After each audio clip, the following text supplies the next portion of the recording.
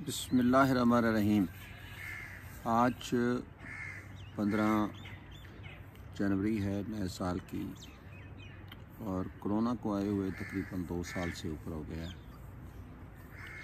اور پاکستان میں یہ 5ویں لہر ہے۔ آج سے تقریباً 1.5 ماہ پہلے اور 1 ماہ پہلے میں نے 2 آرٹیکل لکھے، اور جس میں نے کہا کہ پاکستان کے اندر 5ویں لہر کا خطرہ ہو سکتا ہے اگر احتیاطی تدابیر نہ کی گئیں۔ اس وقت شاید میرے ذہن میں یہ تھا کہ دسمبر آ گیا ہے، شاید دسمبر میں انفلوئنزا اور اس طرح کے دوسرے وائرسز زیادہ اٹیک کرتے ہیں، تو شاید قوت مدافعت کم ہونے سے ڈیلٹا یا اس طرح کے جو موجودہ کرونا وائرس کی ویریئنٹس ہیں وہ زیادہ پھیل جائیں۔ مگر پھر ایسا ہوا کہ میں نے 2 آرٹیکل لکھے جس میں نے کہا کہ اومیکران پاکستان میں ضرور آئے گا، اور پھر پاکستان میں تقریباً پچھلے سال ہی دسمبر میں آخری میں یہ محسوس ہو گیا کہ پاکستان کے اندر اومیکران آ گیا ہے۔ اب پاکستان میں مختلف خبروں کے مطابق یہ دیکھا جا رہا ہے کہ 60% کے قریب جو بھی کرونا ہے وہ اومیکران کی وجہ سے ہے۔ اب یہ پاکستان میں تیزی سے پھیلے گا۔ کیوں پھیلے گا؟ کیونکہ یہ خصوصیت ہے۔ میں اپنی ویڈیوز میں بھی اور دوسرے اس کے اندر یہ ڈسکس کر چکا ہوں کہ یہ کیوں 50 میوٹیشنز کے بعد 50 میوٹیشن تبدیلیاں اس کے اندر آئی ہیں، اور اس میں چند تبدیلیاں ایسی ہیں جس میں اس کی ٹرانسمیشن ریٹ ڈیلٹا سے بھی ڈبل ہے۔ تو اگر ہم دیکھتے ہیں کہ پوری دنیا میں ٹوٹل کتنا آج تک 2 سالوں کے اندر کرونا سے لوگ متاثر ہوئے، وہ تقریباً 324 ملین، اور پوری دنیا میں جو آج تک جو ڈیتھ ہوئی ہیں تقریباً 5.5 ملین ہے۔ اگر پاکستان کو دیکھوں تو پاکستان 42ویں نمبر پہ ہے پوری دنیا کے۔ 22 کروڑ کا ملک ہے، لیکن اس کے اندر کرونا کی وبا اور کرونا سے وہ جو اس وقت متاثرین ہیں اس میں اگر دیکھا جائے تو پاکستان دنیا میں 42ویں نمبر پہ ہے۔ یہ بھی ایک بلیسنگ ہے، اور اس کی بہت ساری وجوہات ہیں، ہم مختلف ویڈیوز میں اس کو بھی ڈسکس کر چکے ہیں۔ پاکستان میں تقریباً 1.3 ملین لوگ متاثر ہوئے، اور اس میں 29,000 کے قریب اللہ کی رحمت میں گئے۔ اور اگر آج کا میں ڈیٹا دیکھوں تو پچھلے چند ماہ میں یہ بہت تیزی سے پھیلا۔ پچھلے ویریئنٹس کے مقابلے میں آج ہے ہمارا 4,286 لوگ متاثر ہوئے ہیں، اور ڈیتھ جو ہوئی ہے وہ 4 لوگوں کی ہے۔ اگر میں دیکھتا ہوں کہ پاکستان میں ایکٹیو کیس بہت کم ہو گئے تھے نومبر میں، اگر دیکھوں تو اب ایکٹیو کیس 28,000 کے قریب ہیں۔ آج کی ویڈیو میں آپ کو یہ بتاؤں گا کہ یہ جو اومیکران ویریئنٹ ہے یہ پاکستان میں کس قسم کے لوگوں کو متاثر کر سکتا ہے، یعنی دوسرے الفاظ میں کس قسم کے رسک فیکٹرز ہیں۔ ویسے تو یہ کتابی نالج ہے جو میں آپ کو بتا رہا ہوں، ابھی اس کا ڈیٹا آنا ہے، اور میں آج کیلیفورنیا کی اسٹڈی پڑھ رہا تھا، تو میں کافی ساری مواد میں نے وہاں سے کیلیفورنیا کی اسٹڈی سے لیا، اور اس اسٹڈی کا لنک میں اس ویڈیو کے نیچے بھی دے دوں گا۔ پہلا تو یہ ہے کہ ایج جیسے یہ ساؤتھ افریقہ سے پھیلا تو اس زمانے میں دیکھا گیا کہ جو ڈیلٹا وائرس تھا یا اس سے پہلے کے ویریئنٹ تھے وہ ذرا بچوں کو متاثر نہیں کرتے تھے، لیکن یہ اب بچوں کو بھی متاثر کر رہا ہے، اور بڑوں کو متاثر کر رہا ہے، اور نوجوانوں کی متاثر کر رہا ہے۔ تو اس کے متاثر کرنے کی جو صلاحیت ہے وہ تقریباً ہر جگہ ہے، ہر قسم کی عمر کے لوگوں کو یہ متاثر کر رہا ہے۔ دوسرا ہے کہ ایج کے حساب سے بات جو ہے وہ جینڈر ہے، تو مردوں میں سارے اومیکران کیا ڈیلٹا بھی زیادہ متاثر کیا مردوں کو۔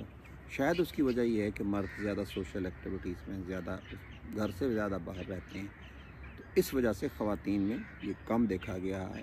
اور پاکستان میں بھی देखा जा रहा है कि ख़वातीन में ये ओमिक्रॉन कम मुतासर कर रहा है, जबकि मर्दों के लिए।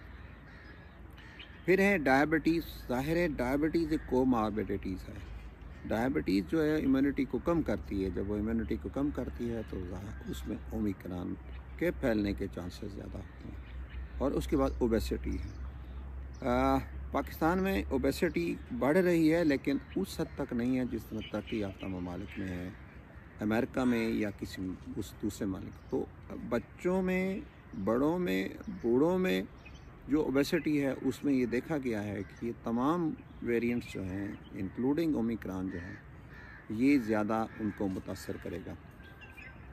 और इसके बाद ये है कि ख़वातीन के 2 तरह के ग्रुप हैं जिसके अंदर ये ज़्यादा मुतासर कर सकता है। पाकिस्तान में तो ख़ास तौर पे हेजिटेंसी रही लैक्टेटिंग मदर को कि दूध पिलाने वाली माओं को वैक्सीन ना दी जाए। जब ये हेजिटेंसी रही तो अब ये देखा जा रहा है पूरी दुनिया में कि वो ख़वातीन जो लैक्टेटिंग थी और उन्होंने वैक्सीनेशन नहीं कराई थी तो उनको ये मुतासर कर रहा है। उसकी काफ़ी सारी वजूहात हैं।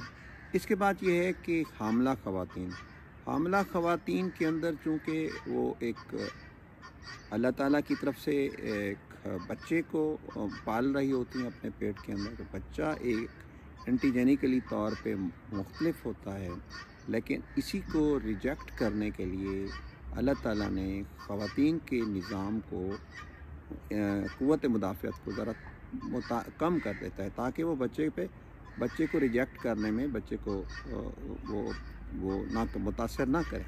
तो इसी वजह से ख़वातीन के अंदर वो ख़वातीन और जिन्होंने वैक्सीन नहीं लगाई और उनके हेजिटेंसी रही। देखें जनाब, हमारे सोशल मीडिया ने वैक्सीन के ख़िलाफ़ बहुत ज़्यादा ख़बरें दी थी।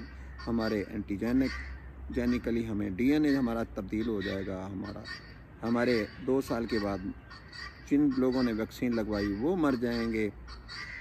तो ये हेजिटेंसी की वजह से ख़ास तौर पे वो माएँ जो प्रेग्नेंट थीं उन्होंने वैक्सीन नहीं लगाई। लेकिन हमने पिछली वीडियो में भी कहा कि अगर आप वैक्सीन लगाती हैं तो माँ के ज़रिए, प्लेसेंटा के ज़रिए से बच्चे को भी एंटीबॉडीज़ दी चली जाएंगी। और ये देखा गया है कि एंटीबॉडीज़ बच्चों में मौजूद रही हैं 6 माह तक।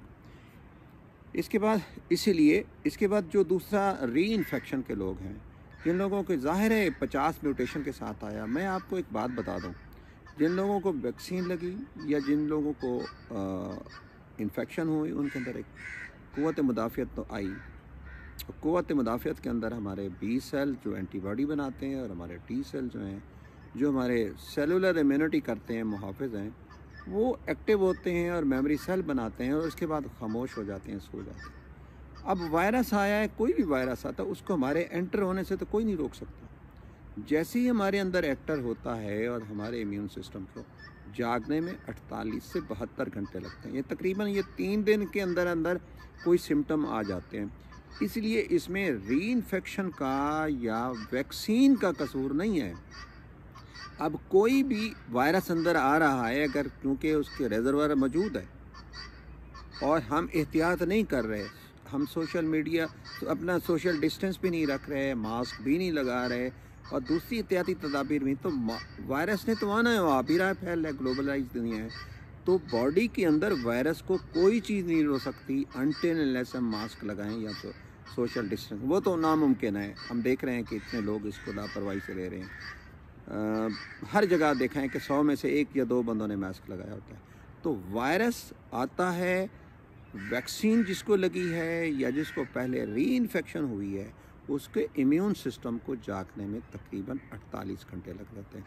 तो फिर इसके बाद इसको री इन्फेक्शन कहा जाता है या इसको वो कहा जाता है कि ब्रेक थ्रू इन्फेक्शन होगी। वैक्सीन भी लगी और इन्फेक्शन भी होगी, लेकिन ये होता रहेगा जब तक कि रिजर्वायर मौजूद है या हम अपनी एहतियाती तदाबीर नहीं कर सकते। इसके बाद ये है कि जिन लोगों ने, अब ये देखा गया है कि जिन लोगों ने पाकिस्तान में या बाहर के ममालिक में वैक्सीन नहीं लगवाई उन लोगों में ओमिक्रॉन इन्फेक्शन हो भी रही है और वो हॉस्पिटलाइज भी हो रहे हैं। मैं एक नुक्ता आपको बताऊंगा। वो नुक्ता ये है کہ ویکسین کا مطلب یہ ہے، لگانے کا مقصد یہ ہے کہ آپ کو سویئر سائن اینڈ سمٹم نہ آئے، آپ کو یہ زیادہ متاثر نہ کر سکے، آئے نزلہ فلو کی طرح آئے اور اس کے بعد آپ کو 3 دن کے بعد یا 4 دن کے بعد یہ ٹھیک کر دے۔ اب یہ اسٹڈی میں دیکھا گیا ہے کہ جن لوگوں نے ویکسین لگوائی وہ ان لوگوں کے مقابلے میں جنہوں نے ویکسین نہیں لگوائی ہسپتال میں کم گئے، number 1، number 2 I C U میں کم گئے، نمبر 3 ان کو سویئر انفیکشن نہیں ہوئی، نمبر 4 ان کو وینٹیلیٹر پہ ایز کمپیئر ٹو جن لوگوں نے ویکسین لگوائی ہوئی تھی وہ وینٹیلیٹر پہ کم گئے ان لوگوں کی نسبت جنہوں نے ویکسین لگوائی تھی، اور ڈیتھ کم ہوئی ان لوگوں میں جنہوں نے ویکسین لگوائی ہوئی تھی اور اومیکران ہوا ان لوگوں کے مقابلے میں جنہوں نے ویکسین نہیں لگوائی ہوئی تھی اور اومیکران ہو رہا۔ اور سب سے بڑی بات یہ ہے کہ بے شک یہ مائلڈ وائرس ہے، مائلڈ سمپٹم سے آ رہا ہے، لیکن 22 کروڑ آبادی کا یہ ملک ہے پاکستان، تو ہمارا بلک ریٹ انفیکشن کا بڑھ جائے گا، جب یہ بڑھ جائے گا تو اکنامیکل برڈن ہوگا۔ تو اب آخری بات یہ ہے کہ ہم احتیاط کیا کریں۔ پہلی احتیاط نمبر 1 ویکسین لگنا، لیکٹیٹنگ مدر ہیں، پریگننٹ مدر ہیں یا جنہوں نے وہ کیا وہ ویکسین لگوائیں، نمبر 1۔ نمبر 2 ایسا ہے کہ لیکٹیٹنگ مدر کے ساتھ دوسرا ہے کہ ہم ماسک پہنیں، اور ماسک پہننے کے بعد اس کے بعد آپ چوتھی بات یہ ہے کہ آپ اس کو اپنا سوشل ڈسٹنس رکھیں، اور 5ویں بات یہ ہے کہ جب بھی آپ کسی سے ملیں آپ اپنے ہاتھ دھوئیں۔ یہ وہ احتیاطی تدابیر، اور آج کل یہ جو موسم سرما ہے اس میں انفلوئنزا بھی ہو سکتا ہے اور یہ اوور لیپ بھی ہو سکتے ہیں، تو ہم ان احتیاط کو اپناتے ہوئے کرونا سے محفوظ رہ سکتے ہیں۔ والسلام علیکم ورحمۃ اللہ وبرکاتہ۔